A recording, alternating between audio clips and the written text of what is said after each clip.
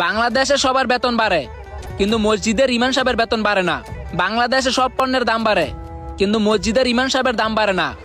ওরে মূর্খের দল, তুই মারা যাওয়ার পর কে তোর জানাজা পড়াবে বল?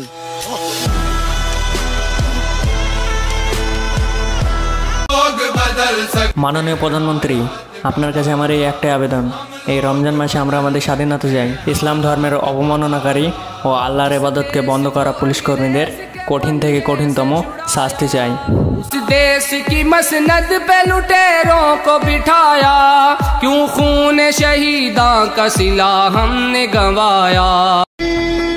রমজান মানেই পরিবর্তনের মাস। কারো পরিবর্তন দেখে হাসি ঠাট্টা করবেন না, বাজে কোনো মন্তব্য করবেন না। যাকে নিয়ে বাজে মন্তব্য করছেন সে কিন্তু তার পাপের গুনাহ কমানোর জন্যই চেষ্টা করছে, আর এই দিক দিয়ে আপনি তার সমালোচনা করে আপনার গুনাহটাই বাড়াচ্ছেন।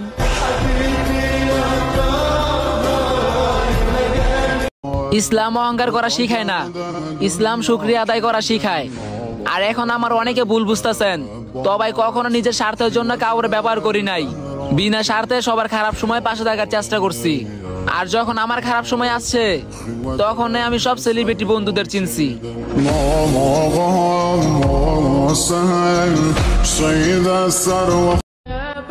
এই পবিত্র রমজান মাস পাই আমি অনেক আনন্দ।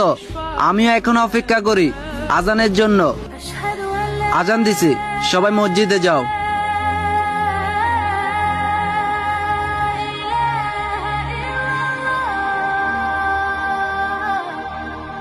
এক এক করে সব কটা রোজা চলে যাবে, আর আগামী বছর তো আমরা নাও থাকতে পারি।